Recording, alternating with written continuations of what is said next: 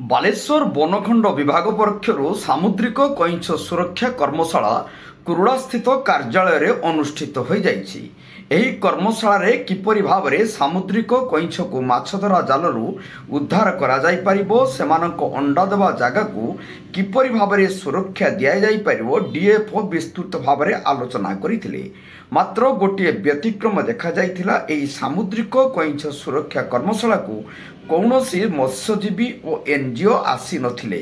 ନିମନ୍ତ୍ରଣ କରାଯାଇଥିଲେ ସୁଦ୍ଧା 2025ରେ କେତେ କଇଁଛ ବାଲେଶ୍ୱର ସମୁଦ୍ର କୂଳକୁ ଆସିଥିଲେ, ଅଣ୍ଡା କେତେ ଦେଇଥିଲେ ଏବଂ କେତେ ମୃତ୍ୟୁବରଣ କରିଥିଲେ, ତାର କୌଣସି ସୂଚନା ଡିଏଫ୍ଓ ବା ବନ ବିଭାଗ ପାଖରେ ନଥିଲା।